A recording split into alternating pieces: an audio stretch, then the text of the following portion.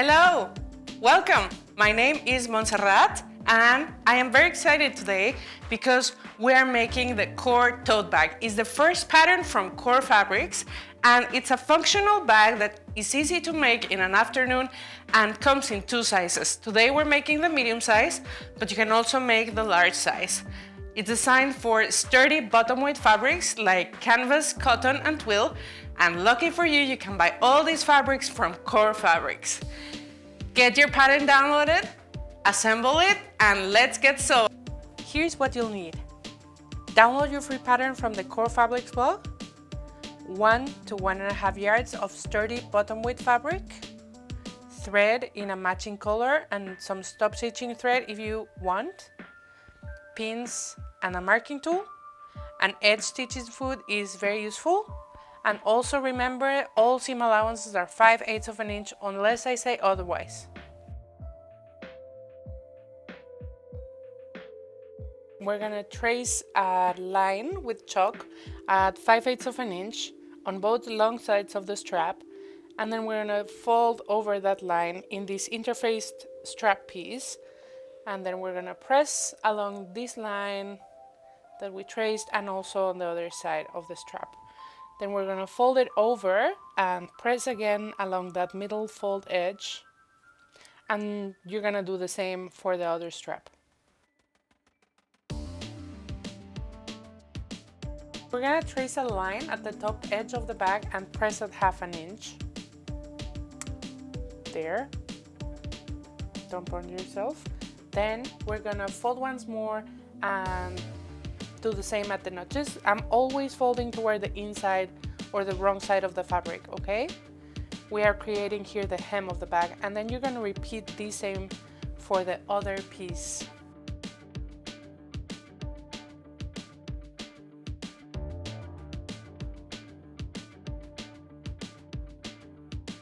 We're gonna do the same for the pocket opening, so trace your line at 1/2 inch and then fold toward the inside of the bag, the wrong side of the fabric, and then again at the notch.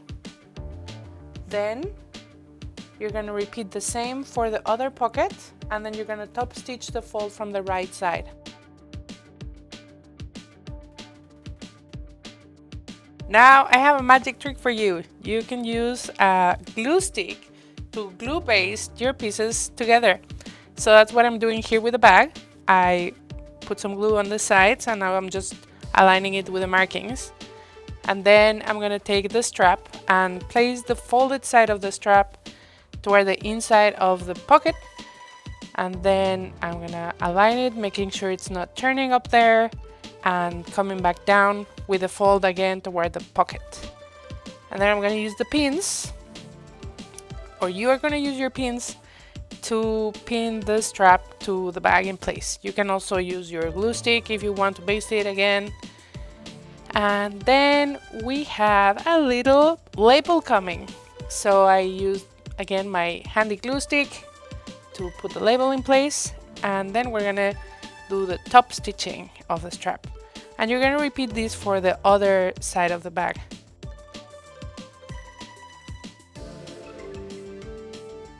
Now we're gonna stitch the folded side of the strap that is closest to the pocket. And remember that if you use a edge stitch foot, then you're gonna get more straight and even stitches. And make sure that the fold of the top of the bag remains in place as you sew. You can also use some glue magic to keep it from moving. And then you're gonna repeat this top stitching on the outside of the strap, so the other long side of the strap that we haven't done. Repeat this also for the other side.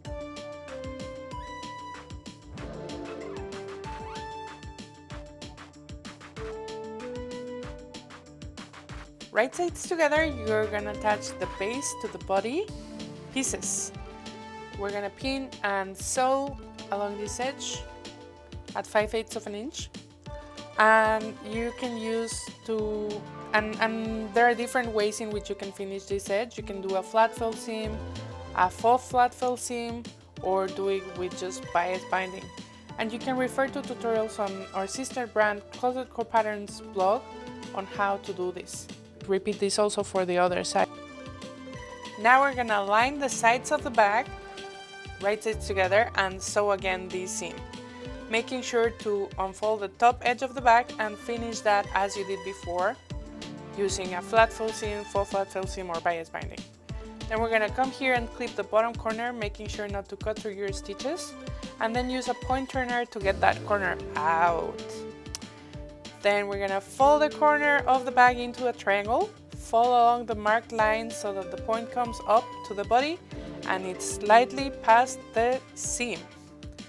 Pin this folded corner and then top stitch. And we're gonna see here how I do my beautiful top stitching.